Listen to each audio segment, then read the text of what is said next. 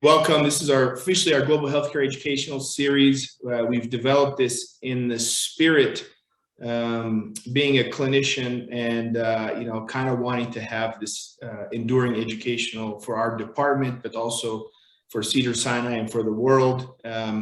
We, again, today will be joined by a leading thought leader in global healthcare, and I'll introduce our guest speaker and panelist in just a bit.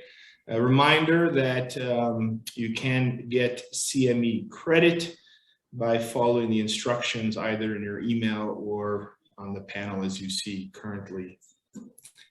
Thank you all for joining today. So the title of the topic is bringing global health equity to life. I'm thrilled. So we have our guest speaker and expert is Paurvi Bhatt, and I'll actually want to introduce her in a bit of a more proper. I often do it very casually, I know, because many people are friends and colleagues that come on, but I want to give her a proper. She's really a dynamic leader and an inspiring one, and a caretaker and a caregiver, not only just being a healthcare leader. So I'm going to talk a little bit about what she's done in a second. The way we've set up today is rather than doing this as a sort of a talk, a lecture, we're going to kind of create a fireside chat style. So Steve Thompson, who is our global consultant and obviously a senior healthcare leader, and specifically in international, but in other things, and he really doesn't need introduction. He and I will kind of join in the discussion, and interested in hearing Steve's thoughts on some of these topics today.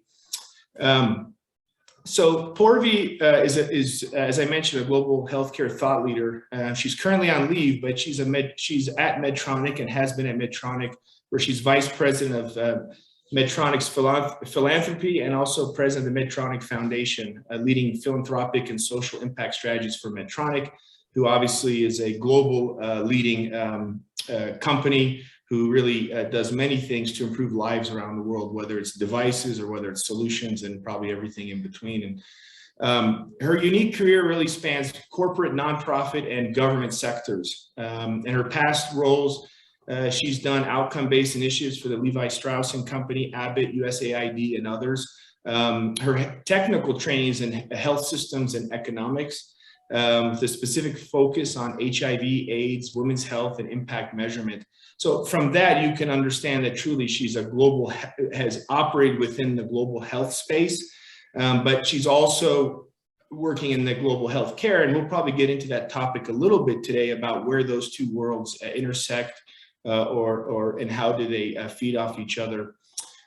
She's also deeply committed to building the next generation of women leaders, focusing on social impact. She's passionately a working daughter, as she calls it, and as a caregiver, and serves on several advisory groups and nonprofit boards. Her education, if for those who, and I'm one of those who like to always know where someone comes from, her education background, she holds a Master of Public Health from Yale, and a bachelor degree in neuroscience from Northwestern. So I guess she's a wildcat. I guess you'll have to tell us if you consider yourself a wildcat, and a PhD from Johns Hopkins. So some of the leading institutions of the world. I'm going to stop there and really transition to Paurvi and give you the floor to kind of give us some comments, and then we'll dive into a discussion. Well, thank you, Haitham. Thank you, Steve, and to all of you. This truly is a conversation. It's a real honor to be here with you as well. I think a topic like this one, which is around global health equity, is a meaty one. And I kind of need to bring a personal lens to it. And as we go through this time, ask all of you to do the same, because equity is something that we individually experience. And in order to really come into this at least from my vantage point, in the best possible way, you have to work on it and think about equity from an individual view as you bring it into the institutional view and then the systems view that we're all working on, especially in healthcare. So, and especially in these times, I'm based in the Twin Cities, where the epicenter this time around rattled hard about 18 months ago. And so it is deeply personal, and has forced a lot of deep conversation within our family as well. And then continuing with that personal lens, I'm a second generation South Asian immigrant. As you mentioned, I'm a caregiver. My mom and I live together. She's going through some significant issues now. I'm on a leave of absence so that I can take care of her. I'm lucky to have the opportunity. I have privilege to a certain extent to be able to do that. I have zero privilege in many other ways. I'm home because I can't get care at home. And so this conversation about global health is a very porous one because there are many people who can't get care right now. And it is deeply moving and unconscionable to me, but now I'm feeling it very directly as well. And I think that's why the individual experience in the pursuit of equity is incredibly important. The other piece that I'll say is that in thinking about this, and we're all doing it now from our institutional lens, because the diversity, equity, and inclusion perspective is now being brought to institutions, but typically from an HR view. But as healthcare providers and as institutions and as professionals, we do have the responsibility to go beyond that HR institutional view into what is the pathway that we choose in trying to get to an equitable end. So I'm trying to draw on the definitions that come from that HR world and helping to think about this. So diversity, tends to be the what, the cosmetic solution to making sure that things are stacked to demonstrate that you have a balanced slate of ideas and people. Inclusion is the how, in terms of how are we bringing the ideas together so that we're actually getting different points of view on the table, not just seeing them, but hearing them. And then equity is absolutely the why, because of the end result that we're looking to achieve, which is hopefully, an equitable end and the health outcomes that we're hoping to achieve. And in able to do that, we've got to stack the deck a little differently. It isn't an equal stacking of the deck to get us there. Sometimes it's got to be a different one. I'm sure many people have seen the famous graphic of kids who are trying to see a baseball game or a cricket match. And you see these kids trying to get a view over a fence. But in order to do it, they've got different sized boxes that allow them to get that vantage point. That is a simple view of what it means to be equitable. They aren't equal boxes. They're different sizes, but there's an equitable end, which is a clear view to that game. And that game for us is improved health for all. But what's inside the box is what the issue is, and that changes based on where you are, who you are, and the system that you work in. The other piece that I'll add before we kind of open this up a bit is that in order to do this well, every one of us has to think about our own individual why. Why are we choosing to think about health? Why is equity in this area important to us individually? And some of that may open up some really important truths for us. For me, it was a moral decision because I am an immigrant. And my parents' choice to come to this country left a brain drain to India, where we come from. And that was my purpose in starting. Never once did I think about my own backyard when I did that, though. Never once did I realize that I'm the first Asian person to be the president of the foundation that I'm on leave from today. I'm the first woman of color to be the head of that. I'm 55 today, which is to say this was probably not the first time I was the first. But I never thought about those things because of the moral imperative that I was worrying about other parts of the world. I never thought about healthcare in this country. I know a whole lot more about how to get something done in Nairobi than I know how to get something done in Plymouth, Minnesota. But I spent most of my time here. I grew up here. So this is why it's so porous, right? The other piece is what is care to you? I appreciate that many of us on this call are likely providers or have clinical training. I have a public health background and an economics background. The way I look at the pathway of care is very different. I see it through the ecosystem lens all the time, which means it's a knit together set of relationships that bring the nonprofit community organization sector inside of the way care is delivered.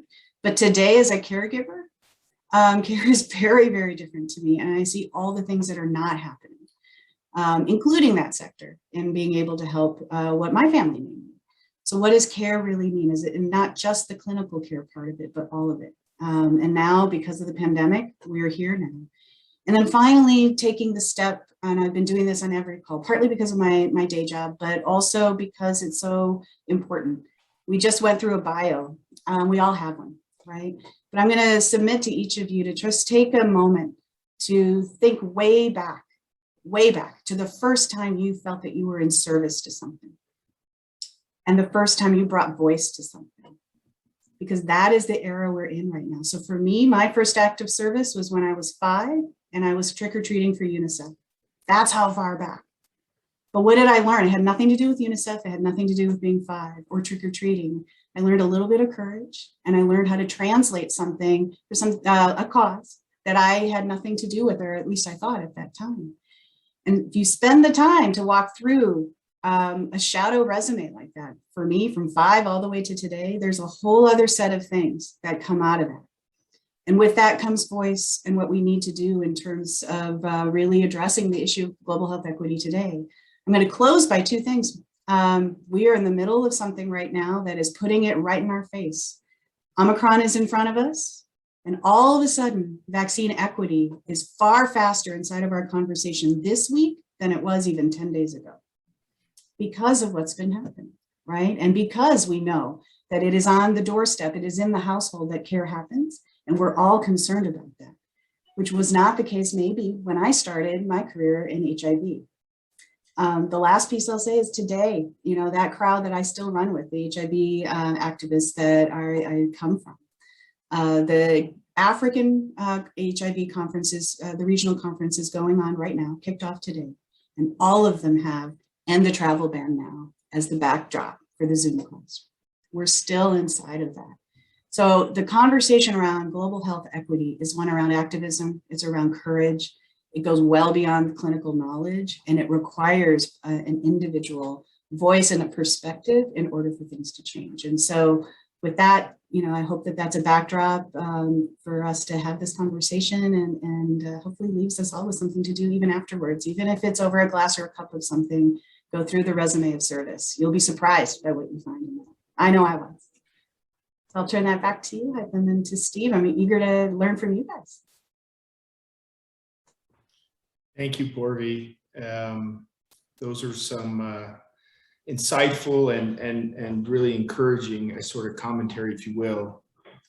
So I want to remind everyone especially I think in this session, we've designed it truly like a rounds, a discussion on the topic, and we may bounce around. So feel free. We couldn't open up to everyone to be a panelist, but I wish we could. But to go ahead and put your question or comments in the chat box, and so we can, you know, take a dive into the conversation. And so I will maybe start the questioning, unless Steve, did you have anything in general you want to comment, or should we go into sort of the questions we had kind of prepared? Yeah, I'll wait for the question section. Okay, great, thanks. So, you know, why don't we stick a little bit, I think you touched on it, Paurvi, but since the pandemic and of course Omicron is changing our concept of this, we keep thinking we're emerging out of this phase and that phase, and I think it's a whole lot of phases that we're in. It's head spinning, and I'm currently in Bogota, Colombia, and it's really kind of intriguing to see the similarities and dissimilarities in the not only in the sort of response, the community response, the safety and health protocols, similarities and dissimilarities, but also kind of the approach to the pandemic in general from country to country. And in this context, you know, what global health issues have surfaced during the pandemic in your view? You know, and now, and as we emerge, hopefully out of these continuous cycles of surges and emergency phases. And I guess the deep meaning would be, what can we learn from this, and how do we move forward in global health equity? Yeah, it's a great moment. And like I said, when we started planning this session, we would have never realized this whole Omicron thing was on, you know, on the heels of this. And it really is exposing what I think from the WHO on has said about the inequities that we were facing. You know, it's not we're still in an emergency. We're just tired of it, but it's still an emergency. And so our responses tend to come from a place of charitableness. So one of the things that we're noticing now, and we've seen, and I'm speaking, you know, from a philanthropic view, not from cash philanthropy, but from product. And we're seeing from the corporate side, as we look to answers for pandemics like this or any emergency, is how do we get products to where they need to be quickly enough so that we can get things done and move on. And when that charitable lens comes into play, and if you look back on time of how many times the donated product approach has not worked, we're seeing it again. It's not just get the product there, which we are struggling with right now, but we're hearing from everyone, even in what we've just heard over the last week, that product might be there, it's just not making its way through the system. We hear that here in this country, right? That it's not for a lack of product. It's that it's not finding its way through the system, and that we haven't done the kind of investment that we've always needed to do to make sure that the health system itself was strong enough to withstand what is needed. And everything that we needed to do in terms of advocacy to make sure pricing is where it needs to be, that opening up access to those products and therapies is there. All of those things need to be done, but sometimes we go after that with such venom that we forget that the other pieces of the architecture have always needed the investment that it takes to get to the end result. Back to the equity example of the end result is that we all got it, but the pathway to getting there requires equal investment across all. And some of that isn't as sexy, and yet we see time and time again in an emergency that architecture is not strong. And it's an easy path for us, and it's a righteous path for us to fix what's happening with the technology or the product. But we know that alone won't get us there. So today, we don't have enough health workers. We don't have them here because they're retired, and we don't have them there. We've known that forever, that we don't have enough, right? And now we're feeling the pinch of that. We know that there's distrust in what comes from another country, another set of players versus what's happened at home. We know that distrust is here, not only there. And yet that's plagued us forever as well in terms of what will it take to change those things. So I think at this point, we're at a crossroads because of what's happened with another variant showing up. And this isn't the last one. Of really determining how are we going to ensure that we build the right kind of system in front of us, that the resourcing that happens isn't just for the product, that it's actually for the system, and that we think about what it means to localize. And one of the things that in my intro that I didn't include and wish I had was that really thinking about what does it mean for capabilities to be improved, right? What does it take to have the capacity to absorb? And what is it that we are comfortable to let go of as the North, so that the countries that are actually able to move forward can. The whole story of South Africa in this situation and of Southern Africa is astounding in terms of how this is unfolded and how our fundamental beliefs about where information can come from and where discovery can happen can be so skewed, and that the discovery of this one happened there. And yet these perspectives can kind of throw us, and we lost a week because of that perspective, right? So I think there's a lot to this issue of equity. That's why I started with the individual, because it does come down to that, at least for me. But I'd love to hear what you and Steve have to think about it as well. We're all looking at this elephant from a different place. Mm-hmm. Well, I'll jump in, Paurvi, and you know from our previous conversations that this speakers series really explores, among other many things, the intersection of global health and global healthcare delivery, because that's something that we're focused on. And you mentioned the architecture of the system, if you will, and you did briefly mention the healthcare workforce. And I think particularly on the delivery side, whether it's a village in East Africa or Los Angeles, we feel the quantitative and in some cases the qualitative deficiencies in the healthcare workforce only made worse by COVID and this prolonged pandemic. And just wondering, if you could expand a little bit on thoughts related to healthcare workforce development. Sure. Before the pandemic, we were, and because of the work that's happened in AIDS and in global health in general, it's always been a real emphasis on looking at health at the doorstep.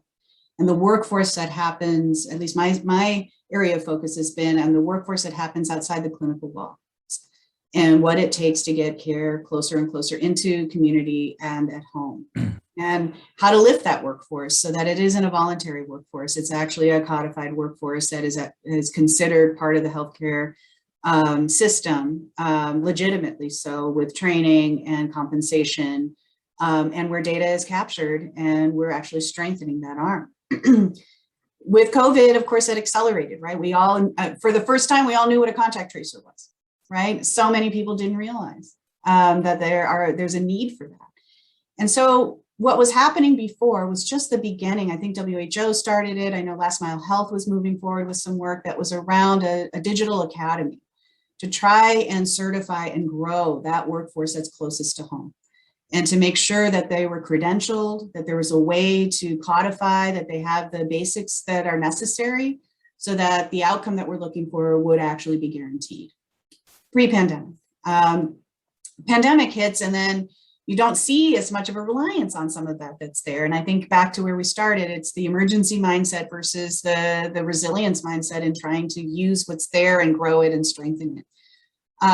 I would say that the investments of the past are the right ones, and that we need to keep building forward and use this moment to actually accelerate getting the right kind of credentialing of the other parts of the healthcare system, the lower levels of the healthcare system, and ensure that they are fairly compensated and have an opportunity for career growth wherever they are. They tend to be, and we've always heralded them as the greatest success comes from them, because they're identified by community, trusted by community. But yet we never really decide that therefore for that value that they would actually get paid. And again, I'm sure you've heard this stat many times, 70% of healthcare is delivered by women, yet only 20% actually lead, right? And many of them are not paid. So this is now turning into the caregiver narrative in this country as well, because we're all seeing what's happening with the care workforce here, that women of color are the ones who deliver, but aren't necessarily being paid well. So this is a universal component. Anything, at the end of the day, there's platforms and all sorts of things that can allow people to get the credentialing. At the end of the day, I think it's politics that allow those credentials to actually be considered and then compensated against. So that's, from where I'm sitting, continues to be the issue. And we have opportunity for scale now. It just needs some leadership. Great, thanks. Yeah, as you speak, I'm sort of surprised. The three words that start with D, E, and I haven't yet sort of come out. But I think we are talking about these concepts of, and it's become very popular to talk about diversity, equity, and inclusion. And for me, I've always, of course, healthcare is local and it's global. And I think if, fundamental to all our work that we do in trying to enhance lives wherever they are on the planet, and put the patient at the center in the global healthcare sort of paradigm, that, we got to consider the workforce and developing the workforce. So, what I utilize from my vantage point and my position to convince our leadership and our board of this hospital is, you can't just try to bring patients here to get taken care of at Cedars Sinai, because it's unfair and it's not good for business both. And so once you start taking care of patients, you have to take care of the whole ecosystem as best you can.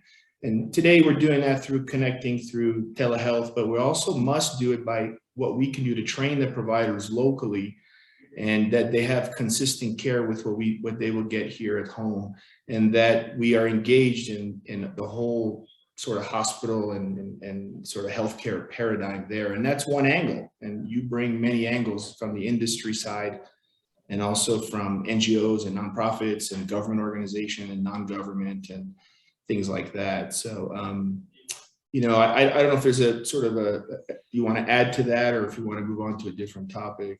I mean, I can quickly just add to it in that it's the development dilemma, right? Having spent some years at USAID and where again, it's kind of into how does assistance work, right? And what you're outlining, Hatem, makes a ton of sense, in that at the end of the day, the system of the country of origin is the one that we need to be able to rely upon. And it's more about that than the host, right? So how do you strengthen the full network and the ecosystem based on what they want to do, and bring the best of what we can bring to that solution, knowing full well we have a lot to learn as well, with the humility of that and the commitment to ensure that we're strengthening our system here. I think what's happening today is that the world sees the cracks in the US health system, that it's difficult, it's getting more and more difficult to come in with solutions that are answers, because it's a fair question about what can we do to strengthen the world here. And so the programs I've seen that have succeeded are the ones that have worked through centers of excellence in other countries, right? And brought the best of talent from here or in Europe to those centers of excellence to try and expand and grow scale from that country's perspective. And ones that have, now I'm biased on this, but ones that also have a very deep and purposeful connection with the nonprofit web and the community organization web once people get discharged to home, because that is where those outcomes happen, and strengthening the workforce all the way through. But I do feel like, just like I started at the top of this call, it's a very personal set of questions on what will it take to let go, because that's what there's something about that keeps a certain paradigm and dynamic growing, which is global North versus global South. I feel like, and I wonder, Steve, your thoughts, and of course, Paurvi, but I think that we do a wonderful, and I'm kind of spinning a different direction, but I think we do a wonderful job in academic medicine of opening up our hearts, our labs, our clinics, ORs, whatever, to train people from wherever they are in the world in a very organic sense. You know, and I had this discussion today with the dean of the top university school of medicine here today. She's wonderful. She's a pediatric nephrologist, and we're talking about so many of their students come and figure out a way, an ecosystem to get to US hospitals, and they find a professor, whatever, and they go spend time so they can get into residency. And about 20% actually end up training in the US. I was stunned by that, because it's that high in Colombia, because their system is similar. But I think systematically we do a poor job. Our regulators are trying to prevent, or the ACGME is trying to prevent, or, you know, I mean, those real educators might tell me I don't know what I'm talking about, because I probably don't. But my feeling and my sense observing is that from a process and systematic, whether it's hospitals, universities, government agencies, whatever it is, regulators are not trying to see the opportunity for US enterprises to train and develop the workforce and to make a profit out of it, but more importantly, to benefit what we know here for the world. So we'll take a stab at that, you guys both. Agree, disagree, see it differently? Want me to go? I'll go for it. I'll tackle it. So I agree, Hytham, with the first part of your statement, that academic health systems currently do have a focus and have a great tradition of reaching out. I think with respect to, though, what happens to that or what the follow-on is, I think that healthcare delivery, we have, now I'm really going off on a tangent, I think we have a pretty fundamental design problem in the way that healthcare systems are set up. Because if you think about the current model of hospitals, really is derived from a model that was developed in the late 19th century, both in Europe and brought over to the US, focused around infectious diseases, often were the things that killed people at that time, end of the 19th century, beginning of the 20th century. And then it sort of moved to this acute care model. And now, I'll have to transport us back sort of pre-pandemic, when there was a lot of discussion beginning about, really, we have this design problem because the biggest disease burden is actually chronic disease, not acute disease. And our system isn't set up for that. And that's what I think what Paurvi is experiencing, personally, with a parent who has chronic disease and episodic sort of acute needs inside of that. And so the model of transferring knowledge that academic health systems have to other areas, and then having to localize it and accommodate with local health systems, I think is a good model to help us change and accommodate whatever the local conditions are. But I think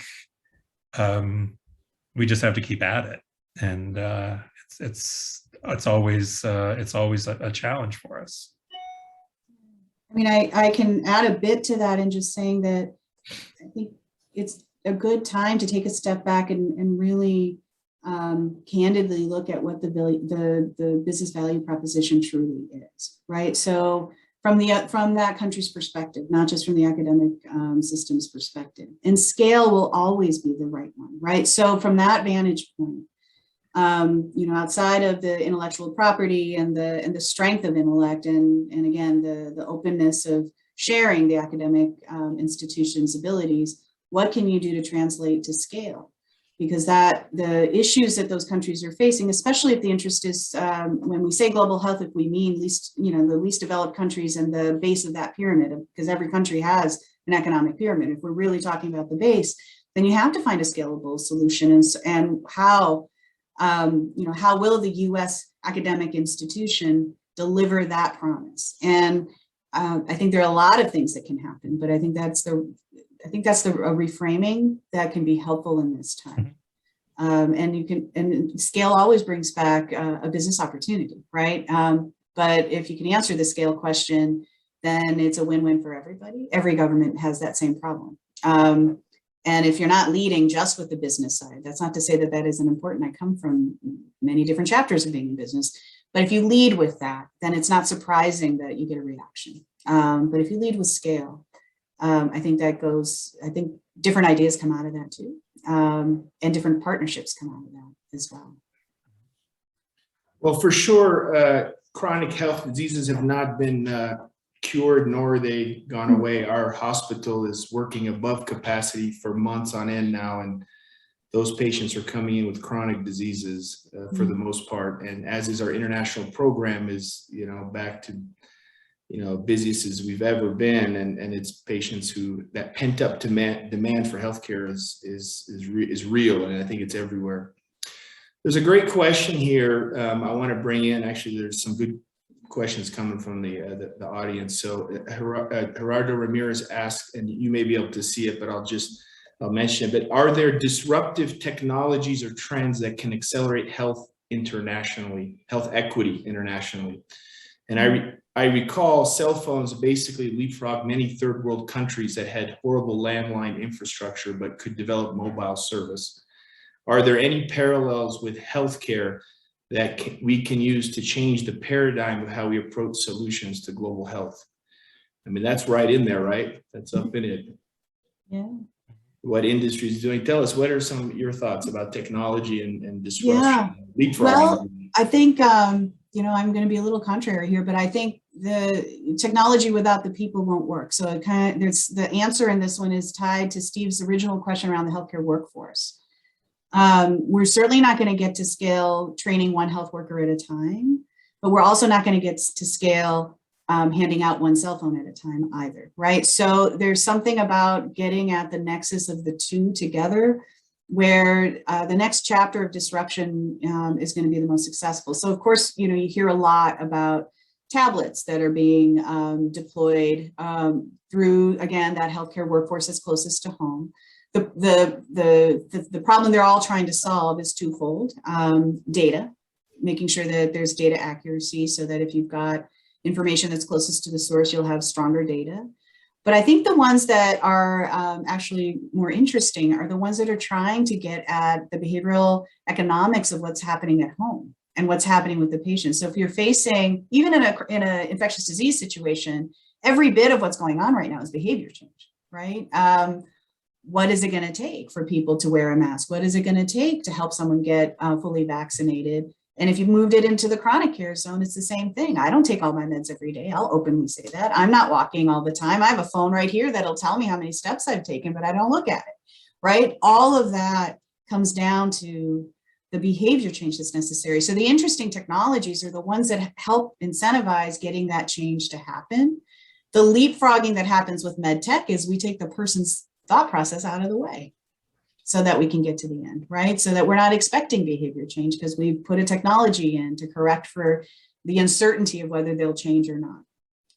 But at the end, that's not scalable either, right? So I think that the things that are happening now that I hear about are the ones that are truly getting at the interface of behavior change and strengthening the relationship of the provider with the family. And actually the dialect that I'm hearing more now, the dialogue I hear a lot more now, is not patient-centered but family-centered care, because of this realization that the patient is, none of us considers ourselves a patient when we're it, right? But that it's the family around them. So anything that strengthens that relationship and leads to a changed behavior, even if that's a pill pack at home, it's because it'll help us actually take the pill. Let me, Paurvi, I want to expand the question a little bit and away from cell phones, but to probably the broader promise that might be there for telehealth, telemedicine applications that bring resources, whether it's people, knowledge, information, whatever, to people where they are. You know, any thoughts about how that can be made, can exist in an equitable manner? We know that technology is not equitable currently, but talk about telehealth as sort of a next. That's a great prompt. Yeah. If you can deal with the digital things that drive inequity, so let's assume that all got taken care of, right? And so now we're able to have access to platforms that allow for telehealth. You know, there are obvious things, kind of coming back to the DEI thing where it wasn't the front of the answer before, is I'm possibly more likely to respond if I see someone who looks like me, understands me, and translates information in a way that I can understand it. I'm more likely to change if I hear that. If I have a physician, a nurse, it probably wouldn't even matter what cadre of health worker on the other side of the screen, I will likely hear that information differently. So from an equity perspective, it isn't just the quality of that care, it's also from the family and the patient's perspective, is it delivered by someone I recognize and trust? And we're seeing that the power of change is kind of mitigated right now by the power of trust, right? The speed of trust, the speed of change are in diametrically opposed directions right now. So the ability to use technology to grow trust is a lens that I think could be very interesting. I mean, as an aside, you know, I'll go ahead and share. Anybody who knows me knows that technology isn't my first solution on anything. I still have a Hotmail account, so that tells you exactly where I am on being a first mover or last mover. But I'm participating in a care jam, right? I'm helping figure out how gaming can get to the end solution for what it would take to be able to help strengthen care at home, right? So these are also, to help answer your question, Steve, it's also recognizing other players that we may not be comfortable with as academic institutions, right? I was uncomfortable stepping into the gaming world. The screen goes black and all of a sudden you're in a different world, but they are going to come up with something that may not be comfortable for all of us. So I think there's the equity part of it is in two directions. It's in the demographic equity, but also in the different sectors. And are we going to open up information so that we're equitable in a solution where other sectors are involved? Yeah. That's a great topic. Probably can have a whole session on that topic, and we can probably all agree that technology has an important role, but there are other elements, including people and process and these kinds of things. Yeah. I just wanted to add, when I read this question from Gerardo first, I was thinking of sort of the barriers that exist, and breaking down barriers is the way forward. And I thought maybe he was referring to, I know Paurvi, you're familiar with this, in Kenya, the M-Pesa, the thing that broke down the barrier between banking and communications and made banking available to everybody, in a very equitable way. And so, extending that to technology, how can we break down barriers between technology and healthcare or communications and healthcare, even to promote that equitable setting. Yeah. So. Good. So there's I'm going to keep it on the theme of some questions from the audience. And this is a good one coming from Ben Saya, who's one of our own. He's our global BD director, and said, "Thank you very much for joining us today." Paurvi, I'm sure he's speaking to you. Sure, it's all 3 minutes. He's sick of me for sure, and Steve.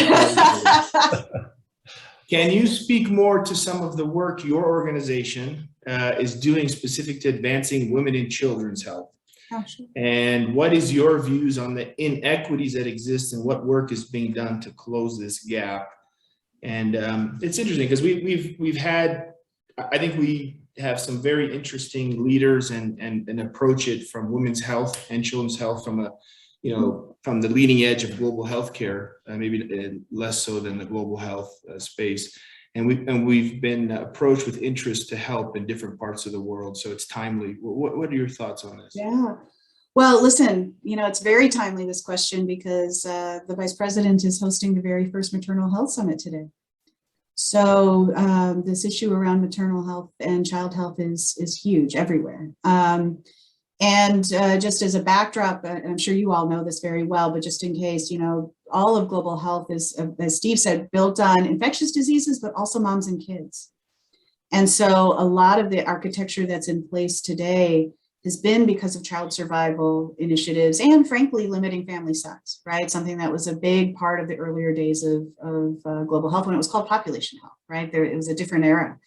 And so, I think the architecture is set up to do more here. What I've done over my career, and then, I'm on leave right now from my current organization, but I can speak to where we were at before I had stepped away for this time being. We are investing in children's health because of the inequities that are there for some of the conditions that a company like Medtronic deals with, whether it's type 1 diabetes or in the instance from a philanthropic standpoint, congenital heart disease. There's some things that aren't going to be managed in a chronic way at the doorstep. They require surgical solutions. They require higher levels of care. And were it not for a certain set of players getting involved, they would never be solved, right? And so that is the reason why you take at least again, from a philanthropic standpoint, you take very, very precious catalytic resources and you fuel the engine in trying to get things done, especially for the things that would never get done if it weren't for us.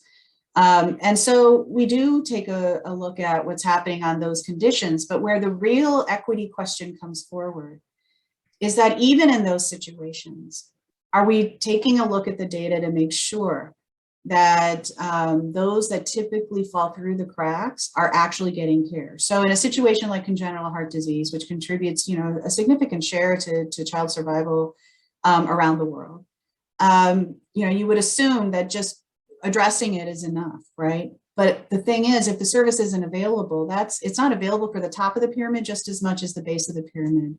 And so just providing it doesn't necessarily address the equity concern. So we have been working closely with some of the partners we have to make sure that we're really clear that are the children that are getting served, are they the underserved? And if not, that's not to say it's not good, it's just to say, what's it going to take to expand it? Because again, back to that original kind of visual that I was describing, kids have a different vantage point on the game. They need different things in different sized boxes to be able to see the game. And if you're not making sure that you're offering something that offers for different ability to access care, you're not going to be addressing things in an equitable way. So just because there are more kids today surviving from congenital heart disease than yesterday doesn't mean that you've actually made it more equitable. You just offered more service. So that intentionality is what's necessary now for all of women's health and children's health. And it's part of the shift that we're seeing in global health now, especially, I think it's been there for a while because of HIV, but especially as you move to more acute care opportunities, because tertiary care isn't offered for so many people who are falling through the cracks. So what are we going to, how do you set it up now so that it's equitable at the start? And a lot of it is in asking the right questions and gathering the data as it's happening and making the adjustments versus hiding from the adjustments. Paurvi, I wanted to ask you, when the three of us were chatting to set up this session, you brought up an interesting topic, and I wonder if I could ask you to talk a little bit about the decolonization of global health, pros and cons, who's going to drive it. First, what does it mean? Yeah. But, to expand on that a little bit. Yeah, well, it's something that I feel strongly about, probably because it's allowing me voice in a time when I didn't have one. So I'll bring my personal perspective to what it means. It's been in the backdrop for quite some time. And if you just look at what the word means, I think it'll help explain, what it means in the case of healthcare, right? It's to really make sure that the decision-making, the thought process, the avenues of access are not driven by systems and principles that were embedded due to colonization. It's the mirror image of what is happening with the racial injustice conversation in the United States, is what is kind of expanded to be more globally viewed as a decolonizing effort. And if you look at the architecture of a lot of things in development and development assistance, which includes global health and how it's financed and how decisions are made, they are based on, just historic ways of thinking about the role of local thought, local effort, local investment versus expatriate. Not expatriates as individuals, but expatriate systems. And the spread of colonization also required a spread of a way of thinking about hierarchy and systems. So the decolonizing movement, first of all, the fact that it even exists right now, that you're hearing about it more now, it is in reaction to George Floyd and everything else that's happened, but now is centering on global health more and more, because there are plenty of thought leaders that come from all over the world.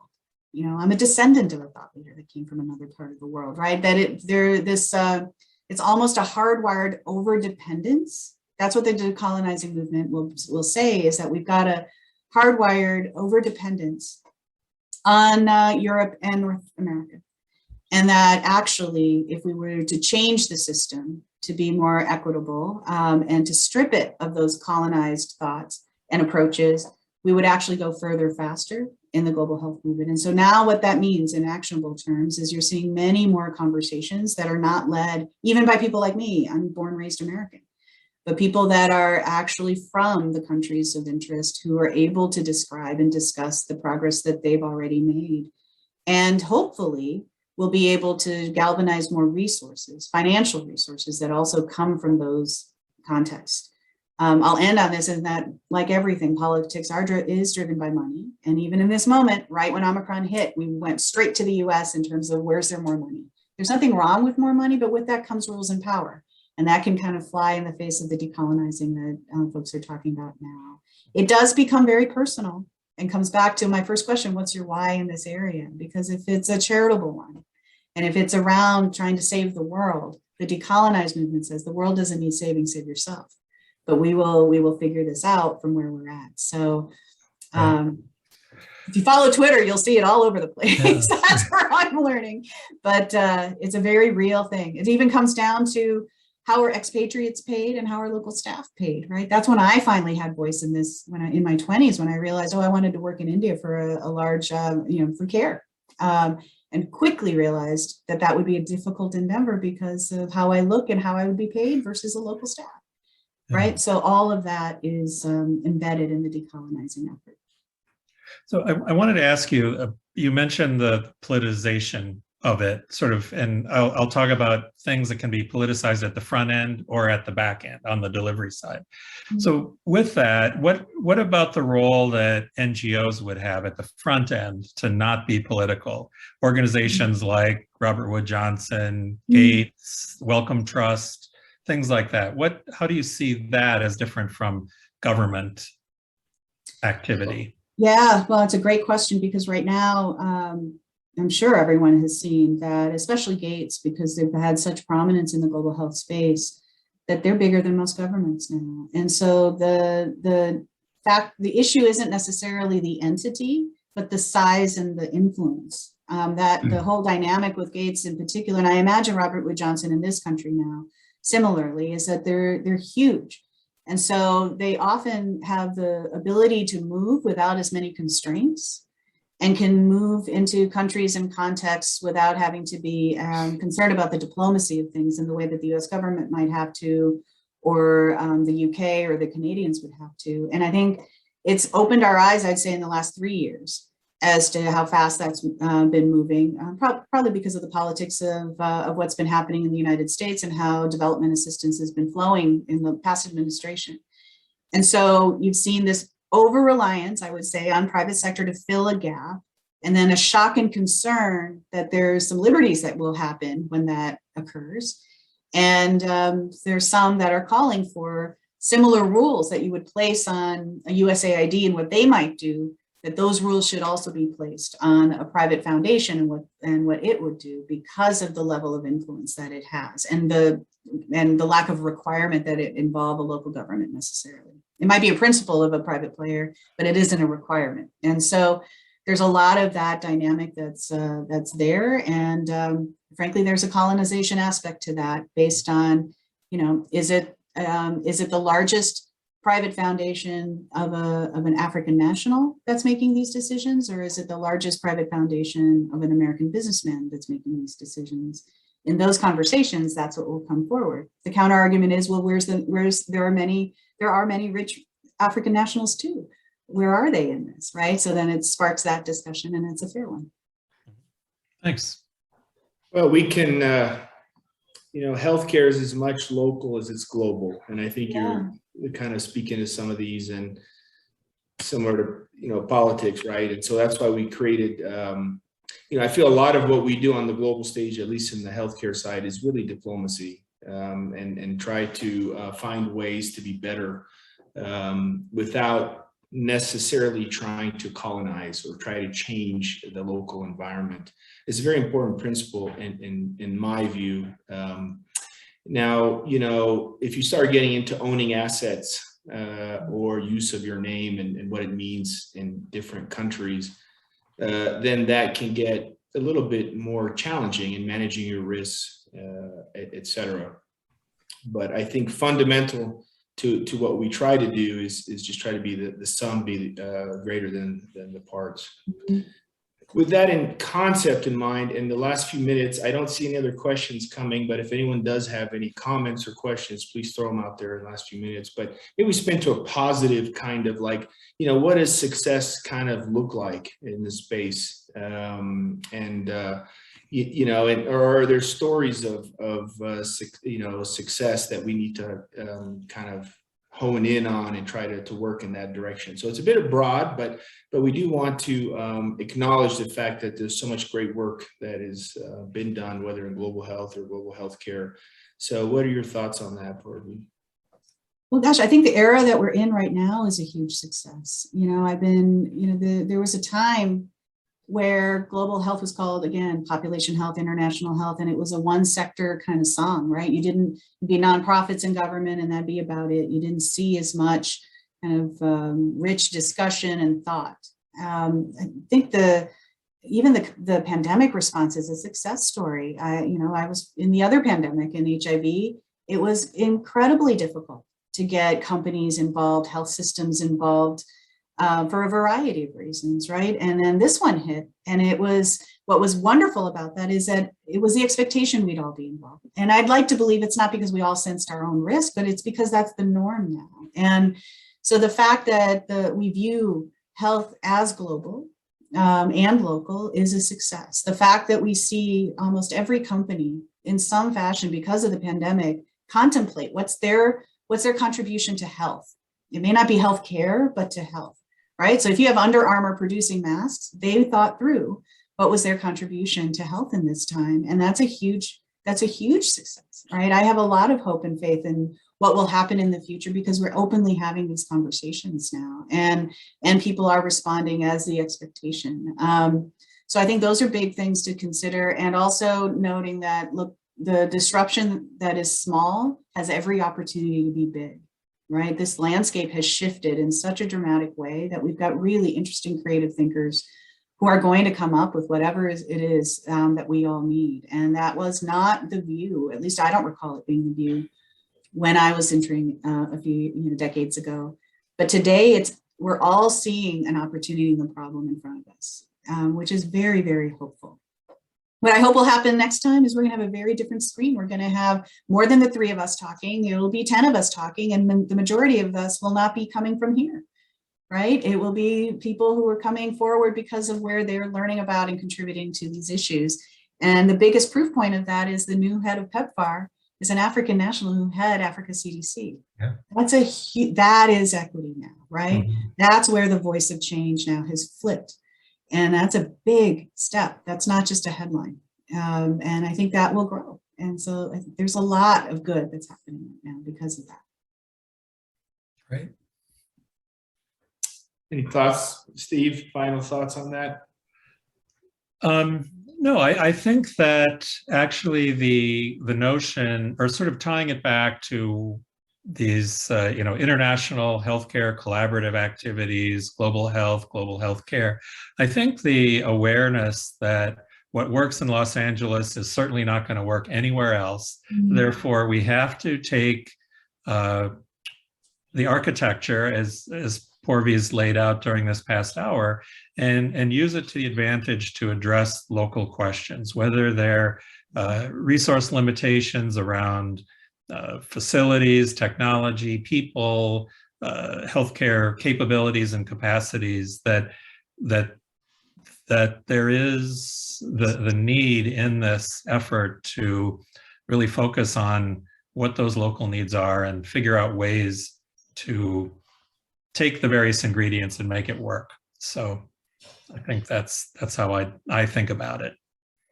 Yeah. Well, I'll tell you, I see success if, when I'm, with our collaborators or friends, whether I'm in Colombia today, whether it's in Turkey, UAE, my gosh, talk about leapfrogging and putting resources into a health system where they've come in the past 15 years that I've seen it.